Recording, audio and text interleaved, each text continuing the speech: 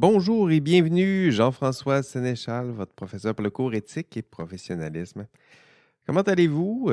Cours 8 maintenant. Voilà, ça avance, ça va vite. Bienvenue à nos rendez-vous hebdomadaires. On se voit une fois par semaine, on se parle. On prend un café. Oh non, là, j'ai pas de café, mais on va faire comme si. Puis on regarde ensemble un peu le contenu, qu'est-ce que vous avez à faire dans ce module 8? Qu'est-ce qu'on a fait en classe? Qu'est-ce que vous pouvez vous contenter de faire à l'audio? Puis qu'est-ce que vous devrez faire comme effort supplémentaire pour être sûr d'atteindre les objectifs du cours? C'est le programme que je vous ai préparé aujourd'hui. D'abord, l'examen de mi-session est fait. Bravo. J'espère que ça a bien été. J'ai pas eu trop de. J'espère que ça ne vous a pas trop donné des maux de tête, pas trop de problèmes techniques non plus. En fait, j'ai eu un courriel de problèmes techniques, ça s'est vite bien réglé. Donc, pas trop de courriels avec des points d'exclamation, là. Donc, j'imagine que la formule vous a plu. C'était une pratique, je dirais, pour l'examen final. C'est un peu le but de cet examen de mi-session. Je comprends que c'est à distance. Je comprends qu'il y a de la triche qui est peut-être possible. Mais le but, c'est de réduire les tensions, la formule, les pressions plutôt. La formule mariage, c'était un peu pour ça.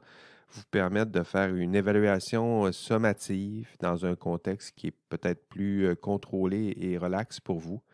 Voir un peu le genre de questions d'examen que je pouvais formuler, puis voir où je puisais la matière. Puis vous avez bien vu qu'il n'y a pas de surprise. J'ai annoncé les objectifs pédagogiques pour chacun des modules. Puis typiquement, mon examen est construit en toute cohérence avec avec ses objectifs pédagogiques. Donc, j'espère que vous avez aimé la formule. Si vous avez des rétroactions, ben, faites-les sur les forums de discussion peut-être ou envoyez-moi ça par courriel. Là. J'essaie toujours de bonifier la formule du cours et les évaluations de ce cours. Donc, pour vous, pour vos futurs collègues, n'hésitez pas à me donner des rétroactions. Je suis toujours preneur. Donc, les examens de mi-session, c'est fait. Reste la correction. Et ça, c'est Janie qui va avoir le mandat de corriger tout ça. Vous devriez avoir vos notes d'ici le vendredi 11 mars, bon, autour de 17 heures, là, à la fin de la journée. Du moins, c'est les attentes que j'ai formulées à Janie. Donc, s'il y a un retard, ça se peut. Des fois, ça arrive. Mais ça me surprendrait. Janie, habituellement, termine tout ça à la bonne heure. Donc, s'il y a un retard, je vous ferai signe. Mais sinon, d'ici le vendredi 11 mars, vous devriez avoir de nos nouvelles. Attention, Red Alert ou Alerte rouge.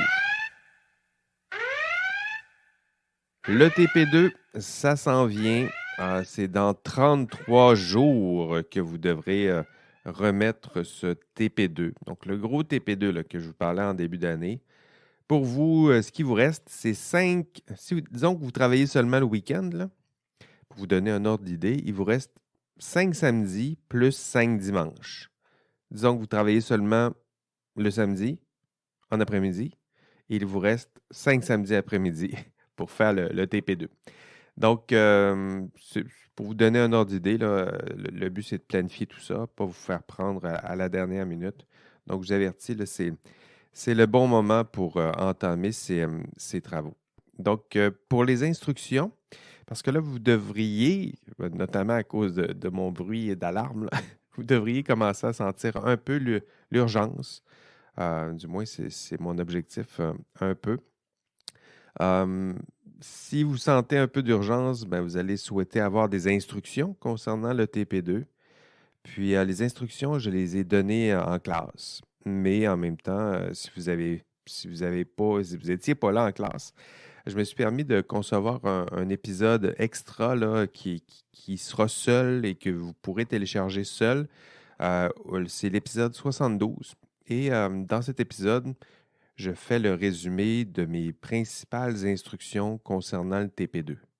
Donc, lorsque vous sentirez ce sentiment d'urgence, je vous suggère de peut-être l'écouter avant de commencer les travaux pour être sûr d'aller dans la bonne direction. Puis peut-être le réécouter, cet épisode-là, à la toute fin des travaux, quand vous serez prêt à remettre vos travaux. Comme ça vous permettra de valider si ce que je demande dans mes instructions, c'est tout là. Donc, vous pouvez lire les instructions, évidemment, c'est toujours possible, ou réécouter là, cet épisode 72. L'important, là, c'est de vous assurer qu'à la fin, lorsque vous remettez votre TP2, tout y est. Donc, tout ce qui a été demandé, les critères, les demandes de votre humble professeur, vous y avez bien répondu.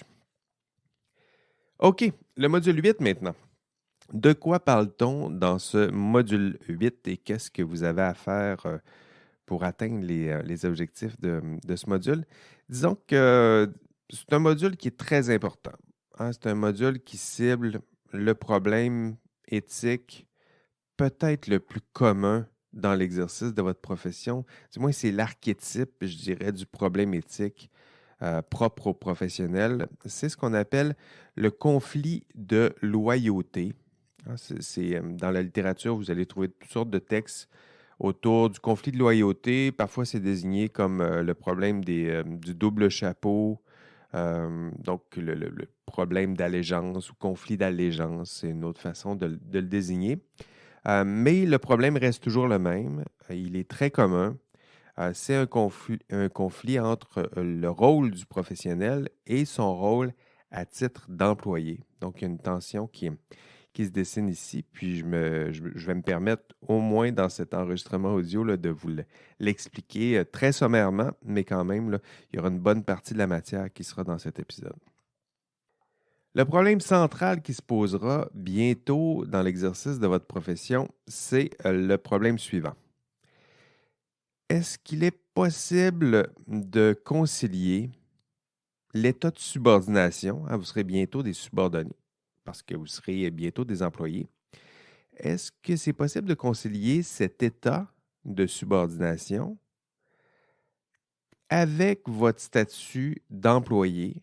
Donc, le statut d'employé, est-ce que c'est possible de le concilier plutôt avec votre statut de professionnel? Hein, deux statuts. Comment concilier le statut d'employé avec le statut de professionnel, lequel statut de professionnel exige l'exercice d'autonomie, de jugement là, dont nous avons parlé dans les derniers modules.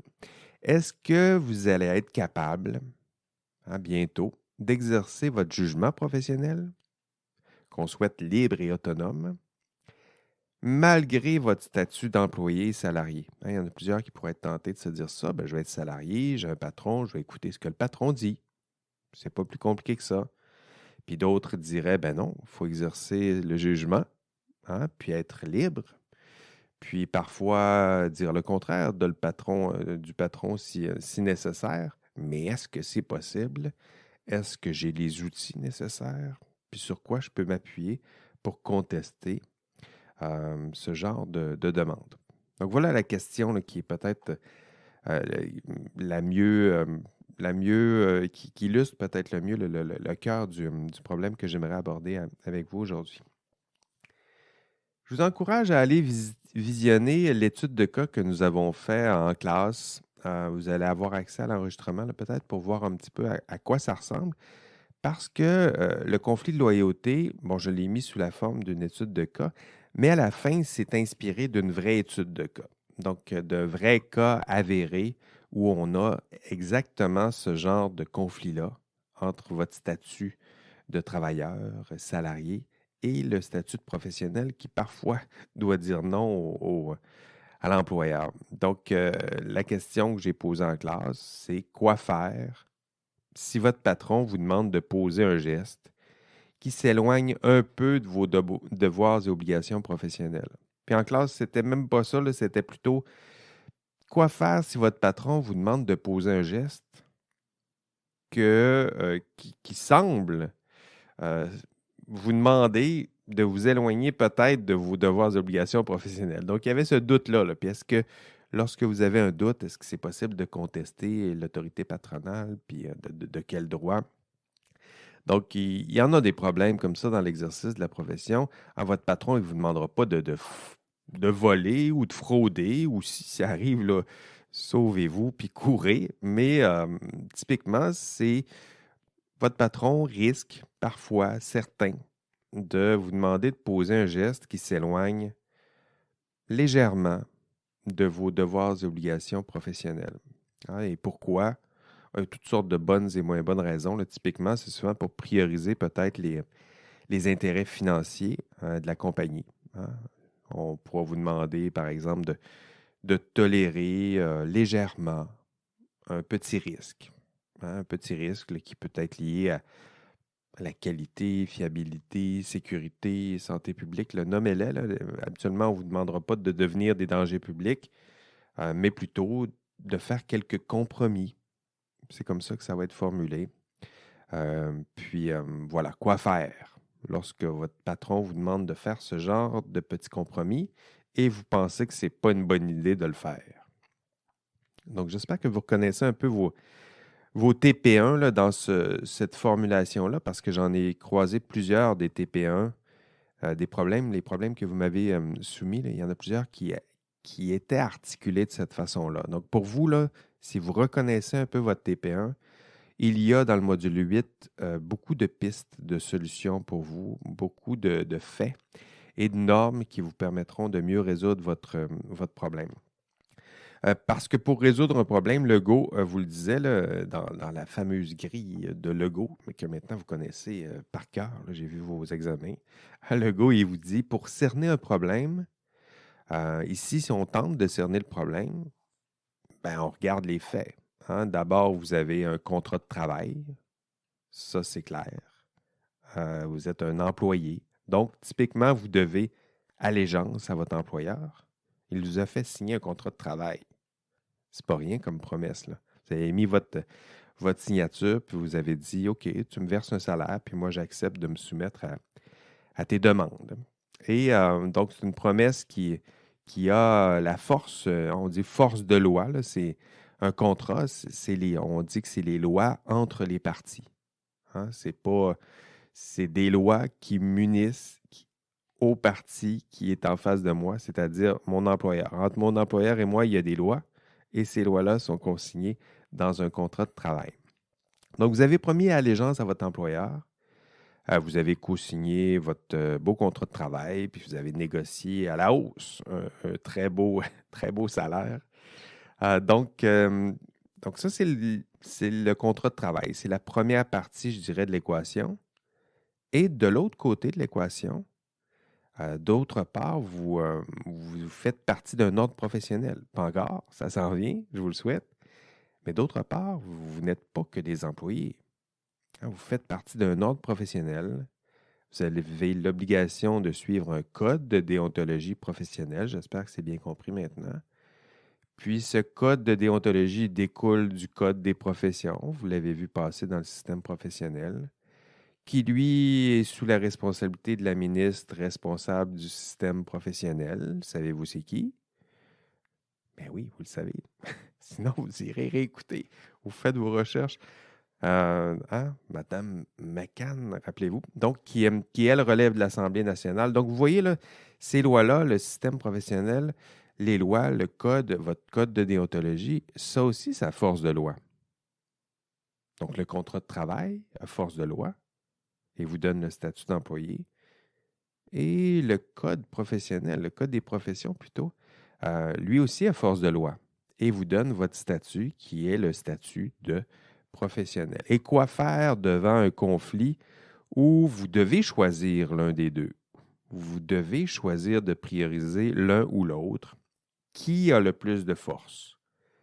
Quelle loi a le plus de force? Quelle autorité a le plus de pouvoir sur vous? Est-ce que c'est votre ordre ou votre patron? Est-ce que c'est le public? Ou votre client, qui est aussi votre patron, rappelez-le, rappelons-le, je vais le dire. Donc, vous voyez, il y a plusieurs questions, il y a plusieurs pistes de réflexion, de réponse, notamment dans le module 8. Il y a plusieurs textes aussi vers lesquels j'ai pointé pour vous aider à répondre à ces questions. Toutefois, parce que vous m'écoutez en podcast, je vais me permettre de vous résumer l'essentiel de ces réponses. Parce qu'il y a quelques réponses que je donne dans le cours. Ici, là, je vais vous formuler quelques réponses de façon plus dense peut-être, mais à l'audio, là, vous êtes souvent plus intensément à l'écoute de ce que je dis. En classe, il y a toutes sortes de distractions. À distance, on n'en parle pas. Les gens sont des fois un cellulaire à la main, la télévision derrière.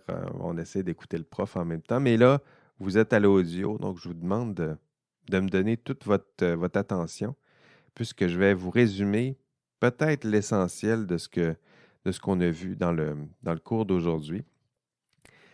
En résumé, puis je l'explique dans l'enregistrement de cours, si vous voulez avoir plus de détails, il y a 3 outils qui peuvent vous permettre de trancher. Je vous disais, le conflit entre un conflit de loyauté entre votre employeur et votre ordre professionnel, donc entre le Code des professions et votre contrat de travail.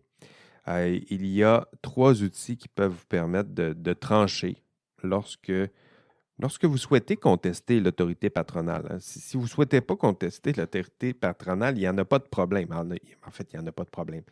Il n'y a pas de tension, en tout cas. Si votre patron dit exactement la même chose que votre ordre professionnel, il n'y en a pas de conflit de loyauté. Mais s'il y a une petite tension, on vous demande de vous éloigner un peu. À ce moment-là, il y a un conflit de loyauté. Puis il faut trancher. Puis voici quelques outils pour trancher. Dans le cours, on a vu qu'il y a le premier, c'est la loi. La loi, vous irez voir dans l'enregistrement de cours, il y a plusieurs lois qui vous rappellent que vous devez donner préséance, donc priorité, à votre ordre professionnel. Les réponses, vous allez les trouver dans les lois qui encadrent la profession, le monde du travail. Plusieurs lois, on l'a vu dans le cours, mentionnent explicitement que vous devez prioriser votre allégeance envers votre ordre professionnel, même si vous avez un contrat de travail. Votre contrat de travail, c'est quelque chose, mais votre code de déontologie professionnelle et votre ordre professionnel vous donnent le pouvoir de donner préséance à vos devoirs et obligations professionnelles. Donc, dans le code professionnel, explicitement, on mentionne que vous devez donner priorité, ou prioriser plutôt, votre ordre professionnel au détriment, peut-être, lorsque ça l'exige, de votre contrat de travail. Deuxièmement, la doctrine. Donc, la doctrine, là, ce sont les textes de juristes qui connaissent bien le système professionnel, qui se sont intéressés aux lois, aux règles, aux normes, aux jugements, les tribunaux. Donc, des fois, il y a des poursuites devant les tribunaux, puis les juristes s'intéressent à tout ça. Et dans le cours, on a vu quelques passages d'ouvrages de juristes qui se passionnent justement pour ces lois qui encadrent le monde du travail et l'exercice de la profession. Et tous les juristes pointent dans la même direction. Vous devez donner priorité à vos devoirs et obligations professionnelles envers devoirs et obligations professionnelles. Donc, la loi, le Code des professions, la doctrine, donc les textes d'analyse de ces lois-là, ça pointe aussi dans cette direction-là. Et enfin, la jurisprudence. Dans le cours, vous irez voir, j'ai cité quelques jugements devant les tribunaux où on voit ce genre de conflit de loyauté se retrouve devant les tribunaux et un juge va trancher à peu près de la même façon, c'est-à-dire qu'il va trancher en disant que le professionnel doit d'abord donner allégeance à son ordre professionnel. Donc, il a, c'est vrai, des devoirs et obligations, des obligations contractuelles envers son employeur parce qu'il a un contrat de travail, mais il doit prioriser son allégeance envers sa profession parce qu'il a un code de déontologie professionnelle. Donc, plusieurs juges ont rendu des décisions en cette matière. Vous irez voir l'enregistrement de cours. Tous pointent dans cette même direction. Ton allégeance, tu la dois d'abord à ton ordre professionnel. Tu ne peux pas te contenter de juste dire « mon employeur me l'a demandé ». Au contraire, dans la loi, la doctrine, la jurisprudence, ce qu'on vous répète, Ce n'est pas parce que ton patron te demande de poser un geste que tu dois le faire. En fait, ce n'est même pas une excuse ou une défense recevable devant des tribunaux, hein, pour dire à un juge, euh, désolé, je ne le savais pas, je ne connaissais pas mes droits, puis c'est mon employeur qui me l'a demandé. Non, c'est pas recevable devant une cour de justice. Au contraire, on vous rappellera que vous avez le devoir de protéger votre allégeance envers votre ordre professionnel, que cette priorisation, elle est dans les lois, elle est dans le discours des experts, elle est à chaque fois que ça se retrouve devant les tribunaux, on le rappelle aux professionnels concernés. Donc, allez lire ces jugements en matière de conflit de loyauté.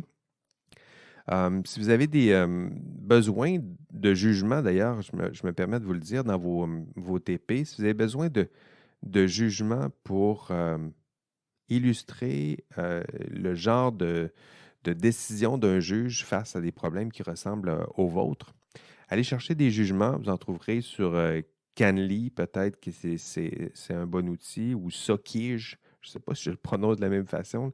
Je les ai mentionnés dans l'enregistrement de cours. Je le mentionne aussi sur l'ENA du cours. Hein, le but d'aller trouver des jugements devant des tribunaux. Ce qui est intéressant, c'est qu'il y a des personnes comme vous, face à des problèmes que vous pourriez rencontrer, qui se retrouvent devant un juge. Et un juge et les avocats concernés vont mobiliser toutes les normes et règles qui peuvent concerner qui encadrent, qui balisent ce genre de problème-là, puis de façon à aider le juge à rendre sa décision. Donc, lorsque vous lisez la décision du juge, vous voyez son argumentaire, vous voyez sur quelle norme il s'est appuyé. Donc, pour vous, c'est un bel outil là, si vous souhaitez donner un peu de rigueur et de substance au TP1 et éventuellement au TP2 plutôt. Pourquoi vous parlez du problème de conflit de loyauté, puis pourquoi je vous dis que c'est central dans l'exercice de votre profession? C'est parce que ça pose un problème réel aujourd'hui. C'est peut-être un des problèmes les plus criants aujourd'hui dans l'exercice de la profession, entre autres parce que même si la loi, la jurisprudence, la doctrine pointe dans la direction de votre allégeance envers votre ordre professionnel, en fait, il vous crie que vous devez donner votre allégeance envers votre ordre professionnel. La réalité, hein, malgré ces normes, ces lois, sa jurisprudence, la réalité, c'est que la situation est beaucoup plus fragile. En fait, ce qu'on appelle l'identité professionnelle, celle qui devrait faire en sorte que vous devriez avoir tendance à privilégier votre ordre professionnel. La réalité, c'est que cette identité professionnelle, elle s'effrite, elle s'efface peut-être à long terme, il faudra voir, mais cet effritement apparaît dès les premières années de travail dans l'exercice de votre profession. En fait, dans les textes que je vous ai suggérés en accompagnement au cours, dans le rapport, c'est le rapport Bégin. Ça a été rédigé par des collègues que je connais bien. Bégin, Rondeau, c'est Luc Bégin, Danny Rondeau, Nicole Marchand aussi, qui avait travaillé sur ce rapport-là. C'est un rapport sur l'effondrement du viaduc de la Concorde. On a vu ce rapport-là au module 7.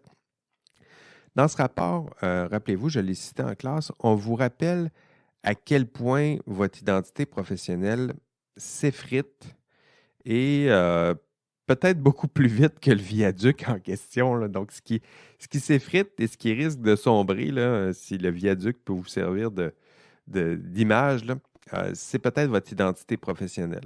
En fait, dans les extraits du rapport, je me permets de vous en citer un ici, on constate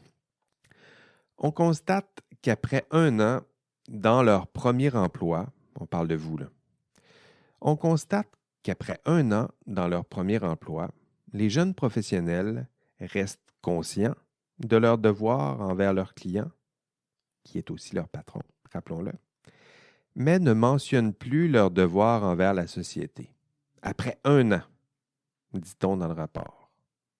Après 1 an seulement de travail, tout à coup, ce qui était d'identité professionnelle est tassé, négligé.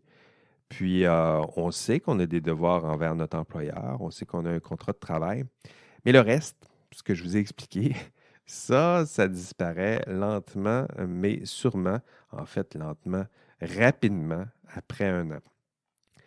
Parce que pour bien être capable de résoudre un conflit de loyauté, il faut absolument être capable de reconnaître deux identités. Hein, c'est sur ça que je travaille, là. Vous êtes un employé. Donc, votre première identité, celle qu'après un an, là, elle est forte, là, c'est que vous êtes un employé. Vous travaillez pour une compagnie que vous adorez. Bien, je vous le souhaite. Cette compagnie a ses valeurs, ses propres objectifs.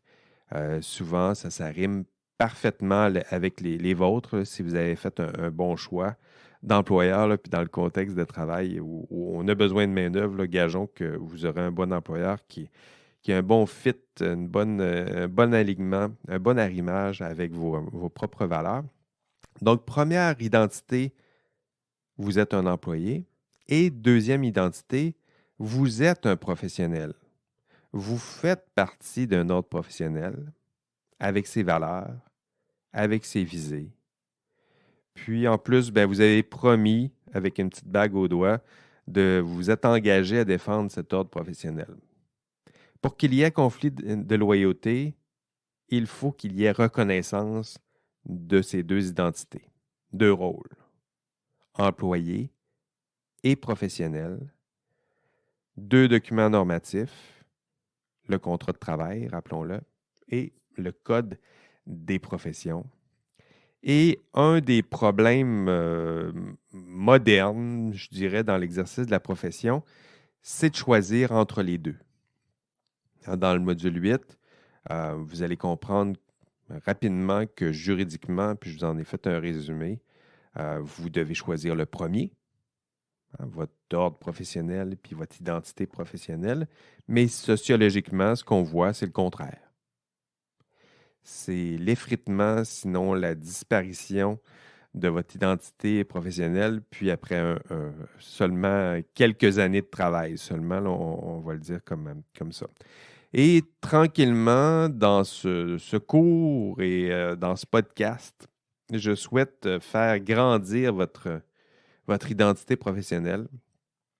Vous me voyez aller, là, j'essaie de vous réconcilier avec l'histoire de votre profession, l'histoire de vos prédécesseurs, les valeurs sous-jacentes à l'exercice de votre profession. D'ailleurs, j'aime bien le répéter dans ce cours, votre identité professionnelle, elle sera à son maximum à votre sortie de l'examen FI 3900. Hein, c'est vous dire à quel point elle ne sera pas très élevée, mais elle sera néanmoins à son maximum. Et peut-être accrue lors de la cérémonie du jonc, peut-être, là. Ça dépend des âmes, là. Il y a des âmes plus sensibles à ce genre de cérémonie. Mais je dirais qu'elle sera à son maximum, votre identité professionnelle, à la sortie du bac, dans les tout premiers moments où vous allez exercer votre profession. Puis, dans le rapport, on le voyait en question, là, dès la première année, dès que l'employeur est là, tranquillement, c'est plutôt cette identité-là là, qui va prendre la place et qui va tasser votre identité professionnelle. Et le problème, vous le voyez, il est important. La loi, la jurisprudence, la doctrine vous le dit, vous devez prioriser vos devoirs et obligations professionnelles.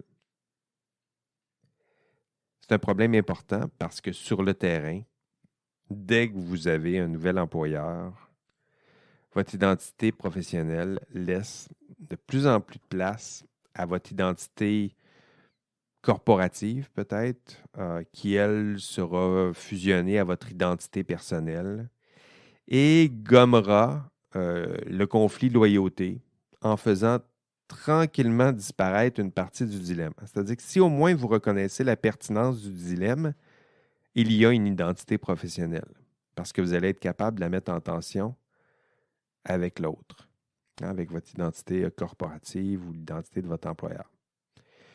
Mais si vous ne voyez plus ou vous ne reconnaissez plus cette identité professionnelle, alors le dilemme aura disparu.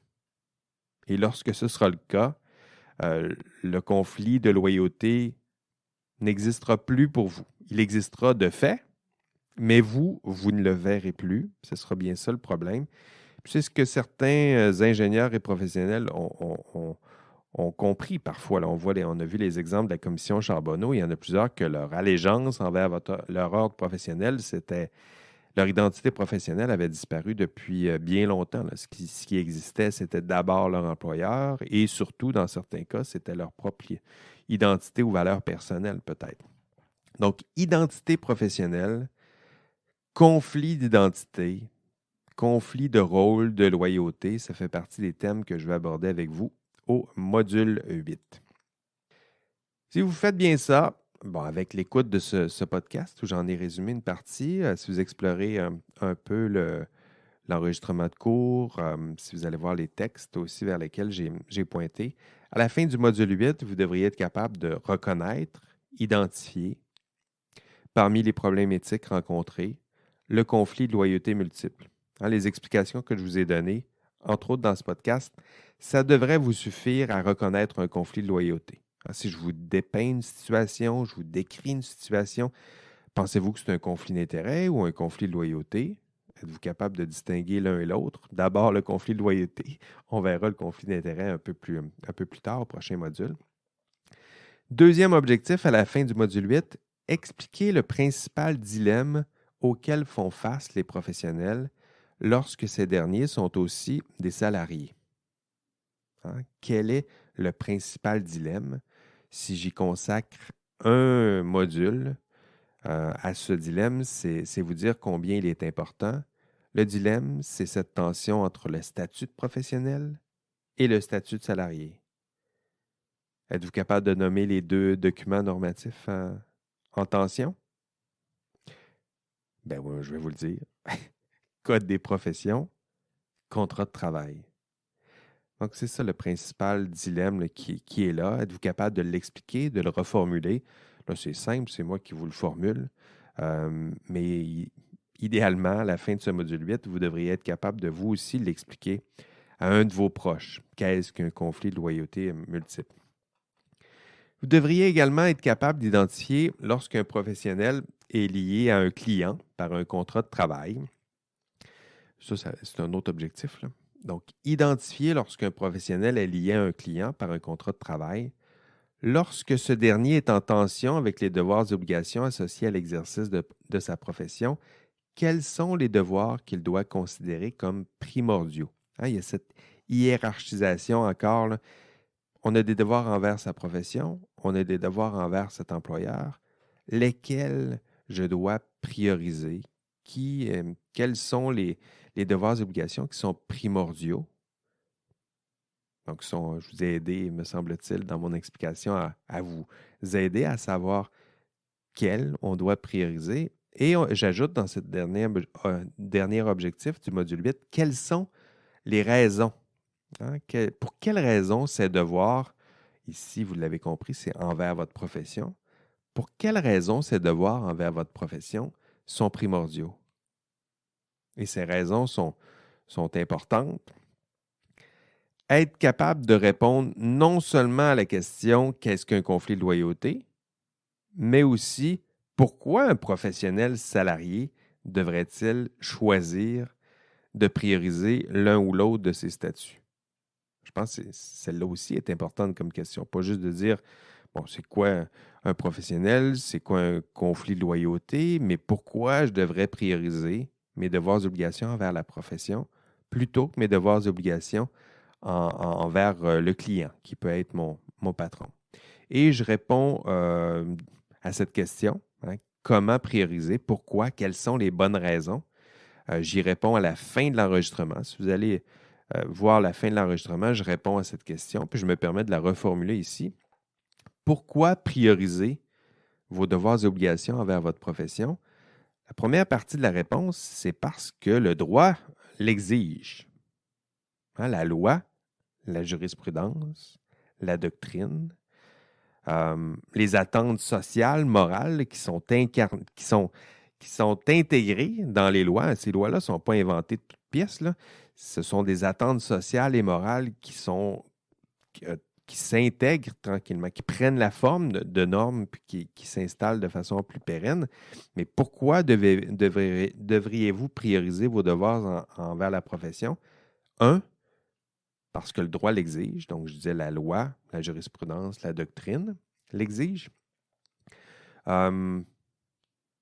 Parce que ces lois et jurisprudences sont justes. Ça fait partie aussi des raisons. C'est pas suffisant de juste suivre les lois, les règles, les devoirs et obligations, tout ça, les normes. Il faut aussi que ces normes, ces lois, ces règles soient justes. Hein, ça fait partie de l'équation parce que ces lois et jurisprudences sont justes. Donc, pour vous, c'est important de comprendre d'où c'est quoi les objectifs desservis par ces lois et jurisprudences. Dans votre cas, c'est souvent l'intérêt public. Donc, elles sont justes dans cette mesure. Troisième raison, parce que ces attentes sociales et morales sont légitimes.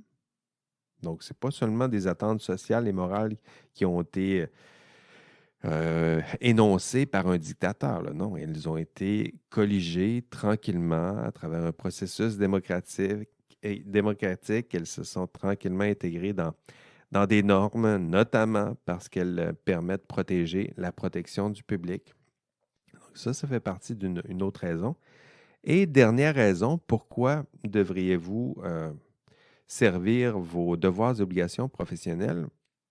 Ben, je dirais parce que ceux et celles qui ont exercé avant vous cette profession trouvaient du sens dans cet engagement, mais surtout parce que vous vous y êtes personnellement engagé. Hein. Donc, dans l'exercice de la profession, vous avez vous-même fait cette promesse. Certains vont avoir une petite bague pour s'en rappeler, mais vous avez fait la promesse de défendre les devoirs et obligations professionnelles. Donc, les raisons là, pourquoi on doit suivre ou on doit prioriser votre allégeance à votre ordre professionnel, c'est avec ces 4 raisons-là. Là, je vous les ai données à l'audio, mais si vous voulez les retrouver à l'écrit, là, vous allez les retrouver à la toute fin de la présentation que j'ai faite en classe.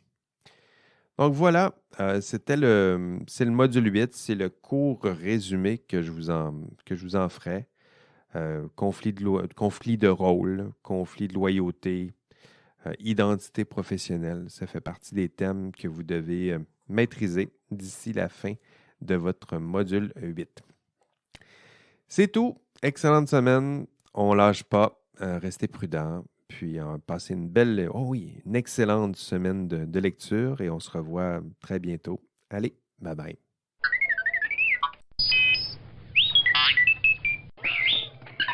L'indice de la semaine, 2 documents normatifs sont en tension.